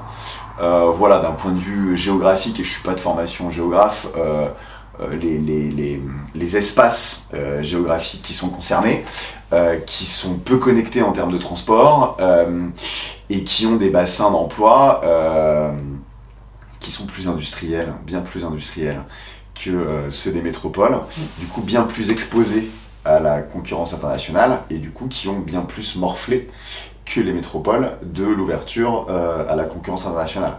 Je le fais remarquer justement moi dans le guide qui accompagne la carte française. Le périurbain accueille le quart de l'emploi industriel du pays. Les petits pôles sont dans toutes les... Il y a même des cartes qui vont bien avec. Les villes de moins de 5000 habitants compte 20% d'emplois industriels, quand le pays compte 10% d'emplois industriels. Donc l'industrie, elle est là, elle est dans ces villes-là, et elle est d'autant plus importante pour ces... Et du coup, ces villes-là sont d'autant plus dépendantes de ces usines. Si c'est 20% qui travaillent directement pour l'industrie, les 80% restants dépendant de près ou de loin aussi de ce poumon. Exactement. Du coup, si tu arrêtes d'acheter ton Duralex et que tu le remplaces par le verre Ikea qui fait une pâle copie pas du tout résistante et qui vient de Chine, t'as pas juste économisé 50 centimes, tu as fragilisé l'usine qui emploie 400 personnes dans un bled qui s'appelle qui a que un nom, c'est jamais c'est jamais Lyon, Bordeaux, Tours même, c'est j'ai oublié le nom là, mais c'est Meslin quelque chose, bref, on retrouvera. Du coup, dans cette ville là et les villes environnantes, si l'usine demain Duralex ferme, c'est une catastrophe. Et t'as sur place là, en plus du coup t'as des gens qui, à la différence de toi ou moi qui sommes des métropolitains, c'est pas en traversant la rue qu'ils trouveront un emploi. Alors que nous, objectivement, à Paris, ça va à peu près. Tu cherches un boulot, si tu t'es prêt à baisser tes exigences en termes de qualification, de salaire, tu trouves un boulot. Ouais. Pas de problème. Ça va. En tout cas, t'as les opportunités. Au pire, au black. Voilà, et beaucoup d'opportunités sont accessibles à coût de transport en commun, d'un maillage incroyable, ou que tu sois à un bout du RER ou de métro, tu vois. C'est plus tout à fait la même chose quand t'es à Montluçon, à Vierzon, à Saint-Dizier ou à Saint-Lô. Là, t'as pas de transport en commun, ton bassin d'emploi, il recèle beaucoup moins de potentiel, et il s'avère qu'en plus, il y a moins de jeunes, il y a moins de jeunes qualifiés, il y a beaucoup plus des mères de famille peu qualifiées et même sédentarisées par l'achat d'un pavillon et par la scolarisation enfant. Donc t'as des gens, t'as une zone qui dépend vachement de l'usine locale, vachement au carré. Et parce que c'est elle qui irrigue toute la localité, et parce que le pôle de salariés est lui-même particulièrement dépendant de cette usine. Bref, il y a dépendance au carré. Une remarque, c'est effectivement... Alors, il ne s'agit pas d'essentialiser, caricaturer la France périphérique. Il y a des petites et moyennes villes qui vont bien, il y a des territoires métropolitains qui vont très mal. Je pense qu'il y a Mais bon, voilà, c'est des outils de réflexion, et je me rappelle ce livre de Christophe Guilly qui, conceptualise les choses. J'avais beaucoup aimé la France périphérique, beaucoup moins No Society, qui, je pense, glisse dangereusement vers, on va dire, une stigmatisation anti-bourgeoise qui, entre autres, on va dire, tension dans notre pays est dangereuse, mais parenthèse refermée. Mais ce livre, La France périphérique, avait provoqué une vraie prise de conscience de gens qui tombaient des nues, qui n'avaient pas vu ça. Avant ça, il y avait même... terreau se constituait des politiques, quelqu'un comme moi qui baigne dans son milieu citoyen lambda, prépare son quotidien, etc. Mais là, on parle de politique dont le boulot était d'avoir en tête l'existence de cette France finalement invisible, et ce livre les gens semblaient découvrir. Et ça ça m'avait beaucoup marqué, cette découverte. Et puis après, pour des gens habitants en général qui vivent à Paris. Le sujet, je pense, peut-être que je l'ai vécu un petit peu retombé, jusqu'à la crise des Gilets jaunes, où là, il a fallu que des gens viennent à notre porte, et en grande partie pacifique, il y a eu des débordements, etc., mais il a fallu ces débordements aussi pour que les gens se disent « Ok, non, et là, il y a un petit souci », et puis les forces de l'ordre, on va dire, overstretched, donc tendues au maximum, où là, les Parisiens se sont dit « Ah oui, tiens, on avait oublié ce sujet, et au rythme où vont les choses, on ne fait plus société ». On ne fait plus société, enfin on peut imaginer si ça se poursuit dans 10, 20, 30 ans, enfin... donc c'est ça, je pense, qui est en jeu. C'est une question de cohésion, de renouer des échanges territoriaux entre métropole et territoire périphérique, et réinvestir de l'argent. Ce que je note, c'est quand même que des gens aisés commencent à s'intéresser, à investir dans leur résilience, et ils jugent que voilà, c'est plus facile de faire système, de faire des circuits courts, de faire des relations de bon voisinage dans des territoires, on va dire, pas trop densément peuplés. Donc je vois cet intérêt qui, dans certains milieux, voilà, qui ont certains patrimoines, pas forcément ultra riches, mais et de plus en plus de conseillers en gestion de patrimoine qui me disent « Oui, mais mes clients, parfois des gens on ne peut plus dans le système, qui se sont enrichis, etc., commencent sérieusement à s'intéresser à comment se faire un pied-à-terre, voire à migrer vers des campagnes ou des villes moyennes, etc., et se faire une autre vie plus résiliente. » Donc je note ce changement idéologique. Je le note toujours pas tout à fait chez nos politiques. Voilà. Mais je suis d'accord avec toi. Avant la France périphérique, il y avait le premier bouquin qui pour moi est...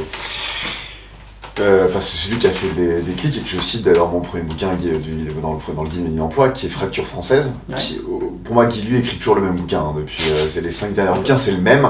Sauf qu'il est... Il est malheureusement, surtout sur le dernier, de moins en moins chiffré et scientifique, et de plus en plus politique et idéologisé. Et moi, c'est là où je fulmine quand je dis Guy lui, c'est que je suis d'accord avec tout ce qu'il dit. Je pense partager, en tout cas, son empathie pour cette classe populaire périphérique. Mais il a une lecture marxiste, fondamentalement antilibérale, et c'est peut-être ça qui en tout cas, qui muse, enfin, qui est un des moteurs de son ressentiment actuellement. Mais je pense qu'il n'a pas tort non plus, et il faut... Enfin, les choses ont une explication. Aujourd'hui, cette France périphérique, elle se sent reléguée symboliquement aussi. Elle n'est présente dans aucun média. Elle a été grolandisée, elle a été stripteasisée, elle a été moquée, elle a été... Regardez-moi ces ringards qui sont aux obsèques de Johnny. Gilets jaunes, c'est des fachos, des antisémites, des que sais-je. Enfin, elle est stigmatisée sans que personne se lève jamais pour eux. Et elle est beaufisée depuis des décennies en fait. Et il y a quand même un sujet de mépris symbolique, médiatique, culturel. Je pense que l'aveuglement des politiques, il est dû à une conjonction de faits, que la France est politiquement très centralisée à Paris, que les politiques n'ont un tropisme que la seule chose qui les importe, c'est ce que dit leur sondeur et ce que dit leur intervieweur, les journalistes, et qui eux-mêmes avaient un regard sur la France périphérique qui était très mu par cette condescendance de classe, ce mépris de classe, qui allait dans le sens aussi ce rejet des élites aujourd'hui, il vient pas de rien. Il y a un mépris. Il faut que la haine du Parisien et l'arrogance reprochée. Alors comme beaucoup de clichés, c'est excessif, mais comme beaucoup de clichés, il vient pas de nulle part non plus. Et à un moment donné, c'est en tout cas moi le sens du Made in France, c'est de ne pas en appeler aux politiques ou aux grandes représentations symboliques et culturelles et médiatiques pour retisser du lien, montrer que les métropoles sont indispensables à la France périphérique parce que c'est les pôles de consommation. Et rappeler à ces pôles de consommation qu'ils ont un arrière-pays qui est leur racine, qui est leur identité, qui est leur fierté. Si la France dont rêve le monde entier et que vient visiter le monde entier, c'est la France des des collines, des bocages, des forêts, des châteaux, des abbayes, des fleuves, des terroirs, des AOC, c'est une France périphérique. C'est fondamentalement la France périphérique qui fait rêver les gens. Alors Paris est une splendide métropole et il y a plein de métropoles qui sont magnifiques aussi, mais on est historiquement un pays de terriens, un pays d'agriculteurs.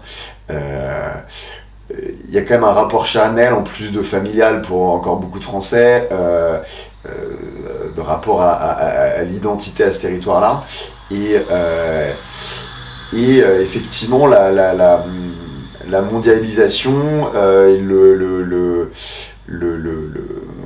bain très mondial, des métropoles, a un peu coupé le rapport culturel avec cet arrière-pays, alors qu'effectivement c'est notre grenier, c'est notre champ, c'est notre potager, et c'est notre cousin qui mérite autant notre empathie, notre attention qu'un inconnu au Niger ou en Chine, tu vois. Et voir un peu plus si on considère que la famille a un sens et que ta communauté nationale et locale a un sens, a une utilité pour toi. Et puis effectivement, pour finir sur le dernier point que tu abordais, sur le changement que tu commences à voir parmi certaines personnes qui ont un peu de patrimoine, ça devrait être la common decency et la décence commune de tout bien portant, c'est de rendre un peu à sa communauté pour son intérêt propre, quoi, pour être bien vu, pour qu'elle vive bien, pour être en sécurité, pour pas craindre pour ses biens, pour pas finir au bout d'un pic, quoi, tout simplement, parce que c'est ce que les gilets jaunes ont été obligés de rappeler dans la violence, qu'à un moment donné, la France est un pays révolutionnaire et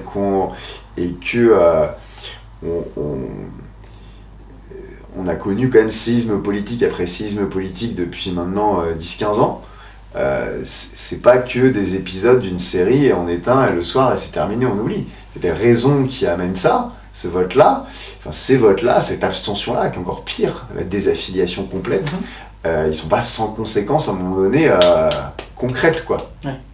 Moi, cette crise des gilets jaunes, parce que ça a été, je pense, pour beaucoup, l'occasion de se poser beaucoup de questions. Moi, comme bon statisticien et économiste, j'étais allé chercher qu'est-ce qui, dans les statistiques, peut justifier, quels sont les chiffres derrière ça, parce que, évidemment, moi, dans certains milieux qui préféraient se conforter dans le déni, c'était des mots, mais non, ce n'est qu'une perception, ou alors c'est des théories du complot, ou alors... moi je pense pas, les gens viennent pas tous les week-ends comme ça crier qu'ils sont en train d'avoir de plus en plus de mal à boucler les fins de mois. Enfin, quand quelqu'un me dit j'ai de plus en plus de mal à boucler les fins de mois, croyez-moi, et qui sont des millions et des millions, de plus en plus nombreux décennie après décennie, je dis non, les gens ils savent à peu près faire quelques calculs.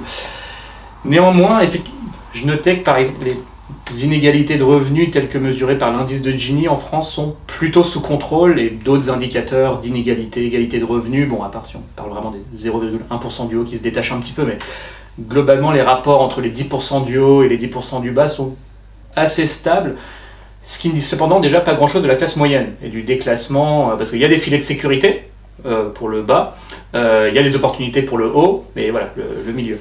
Et puis, les statistiques dans lesquelles on trouve beaucoup de choses, c'est les dépenses contraintes, c'est des choses qui ne peuvent pas être modélisées par des moyennes nationales type inflation, qui est une moyenne qui va être la même pour Paris ou pour le Puy-de-Dôme. Ça n'a aucun sens. Il faut s'intéresser à des situations un peu individuelles, recueillir des témoignages de gens. C'est quoi un panier de consommation typique dans telle ou telle région, quelles sont les dépenses contraintes et qu'est-ce qui te reste une fois que tu as payé toutes tes dépenses contraintes. Et là, il y a effectivement une tendance lourde d'appauvrissement du pays. Ma position, c'est que la croissance ne rebondira pas pour des raisons écologiques, pétrolières, disponibilité énergétique, je suis jankoviciste là-dessus. Décennie après décennie, on voit la croissance faiblir. On est à quasiment 0 à 1% depuis une décennie. On voit décennie après décennie, il y a de moins en moins de croissance et ça se tasse. Je suis assez sensible au discours de François Boulot, avocat de Gilets jaunes, un des porte-paroles que j'ai vu intervenir sur TV Liberté. Donc voilà, je m'informe de toutes sortes de médias. Chacun doit s'informer d'un maximum de sources. Qui disait Effectivement, force est de constater qu'il se peut que la croissance ne reparte pas. Néanmoins, il est hors de question qu'on demande à certains de décroître, de consommer moins de pétrole, de consommer moins en général, d'avoir de plus en plus de mal à faire le plein, pendant qu'une minorité en haut continue, elle, de consommer de plus en plus, continue, elle, de mettre de plus en plus de carburant dans les avions, de ne pas taxer le kérosène alors qu'on taxe le carburant, etc. Si décroissance il y a, il faut qu'elle soit équitable et il faut qu'elle commence par le haut. Donc après, voilà, c'est un autre paradigme qui est de comment on vit avec moins et comment on allie quand même progrès social et on va dire décroissance à minima matérielle et énergétique. Mais bon, ceci est couplé avec le PIB.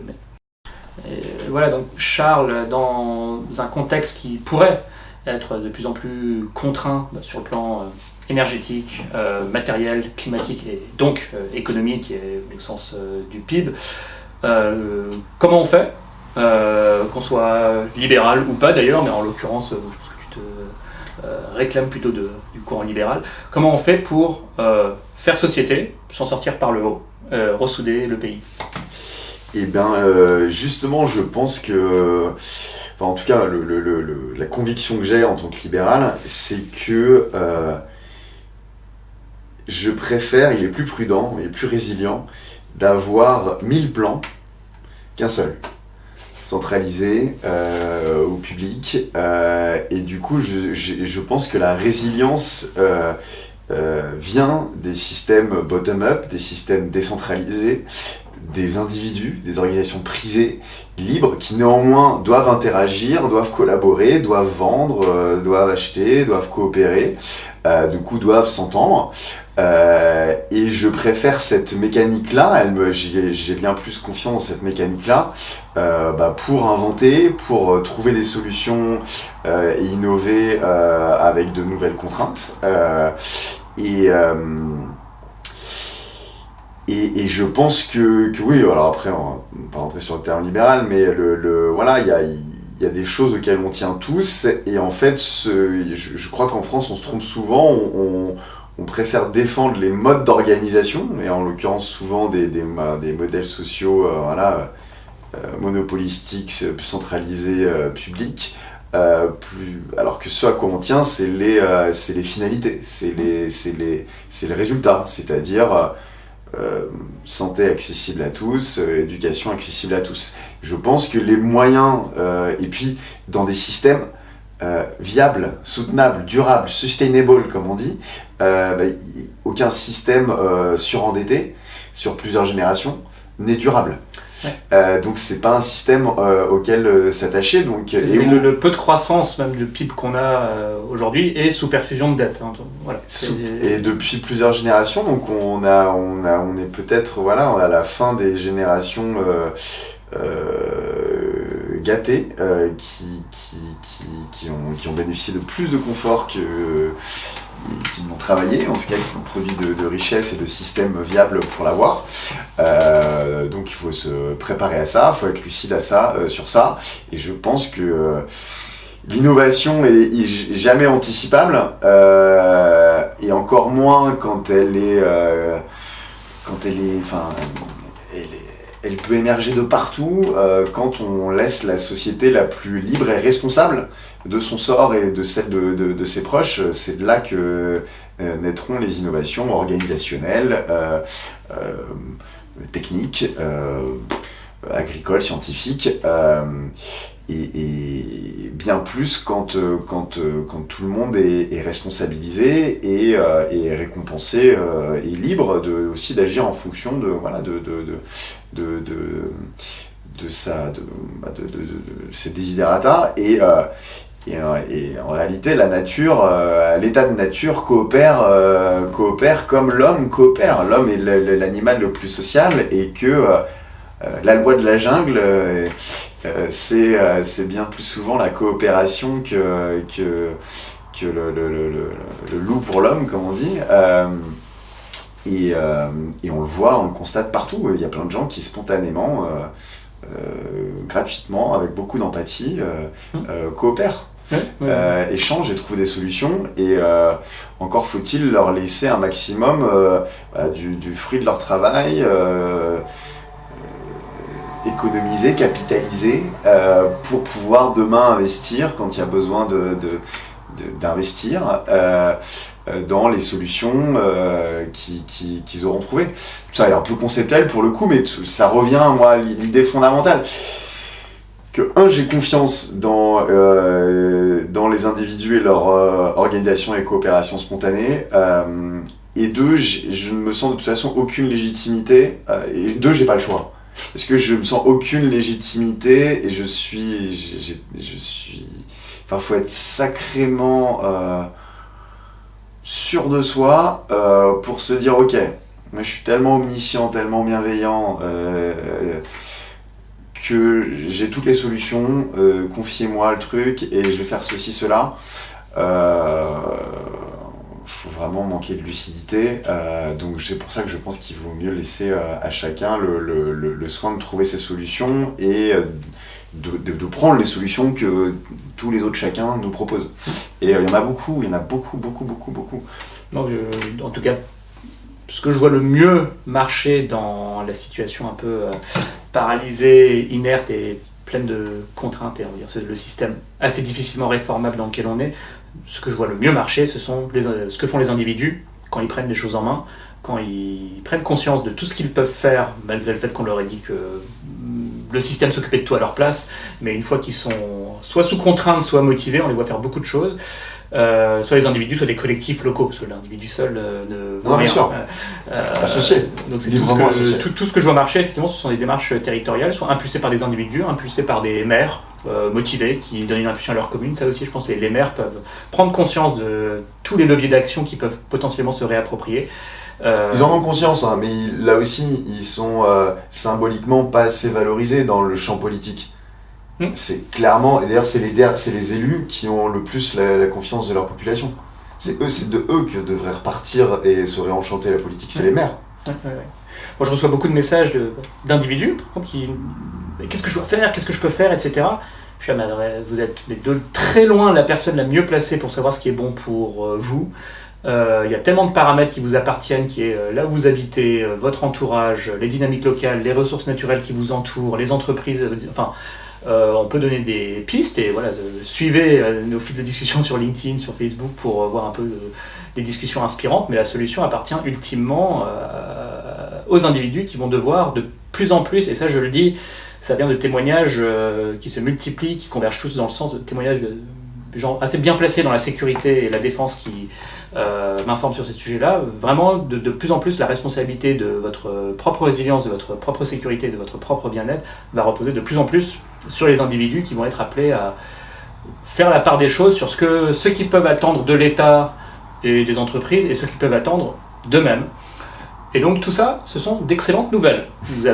On entre dans une ère où de plus en plus vous allez être responsabilisés, tout le monde devrait être honoré par cette opportunité qui est donnée. Ça peut être un peu écrasant et moi chaque jour j'en apprends encore plus sur ce sur quoi il faut qu'on compte sur nous-mêmes pour nous en sortir, mais c'est un beau challenge et je suis pas forcément toujours d'accord sur le rôle que tu souhaiterais attribuer à l'État. Parfois je lui attribuerais peut-être un rôle plus grand, etc. Mais on converge sur le fait que effectivement l'individu va être plus agile pour rapidement s'adapter, rapidement prendre des décisions quand les systèmes, eux, sont, que ce soit politiques et je rajouterais à ça économiques, font face à beaucoup plus de contraintes, même si parfois ils essayent de faire au mieux. Voilà, je sais pas, d'autres mots de conclusion sur cette France périphérique dont on espère beaucoup sans vouloir non plus l'écraser sous trop de responsabilités, mais en tout cas, effectivement, c'est potentiellement notre Eldorado de demain, de beaucoup d'opportunités d'investissement et de revitalisation des territoires qui s'offrent à nous. Je sais pas ce que... non mais avant ça, mais c'est effectivement le Made in France, c'est la vitalité et la survie de cette France-là, qui recèle beaucoup de potentiel, mais encore faut-il que nous, en tant que consommateurs au quotidien, on se rappelle qu'on a ce pouvoir individuel, voilà, d'arbitrer dans nos choix d'achat, d'épargne, de consommation, vers les produits fabriqués à proximité de chez nous et dans ces coins-là. Donc voilà, on a tous le pouvoir de soutenir ces solutions concrètes qui émergent, qui sont toutes fragiles, qui cherchent leur business model, et on a le pouvoir de les soutenir. Et en plus, c'est pas du pur, c'est pas de la charité, hein. En face, il y a des biens et des services qui sont de qualité, qui sont malins, qui sont pertinents. Si c'est pas le cas, il y aura une V2 qui viendra d'un concurrent et ça s'améliorera.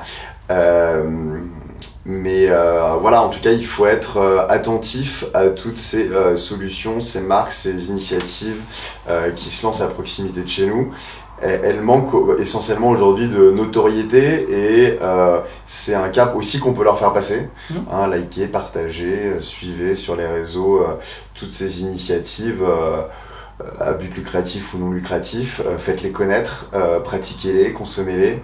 Et je pense que la solution, elle est essentiellement là. Hein.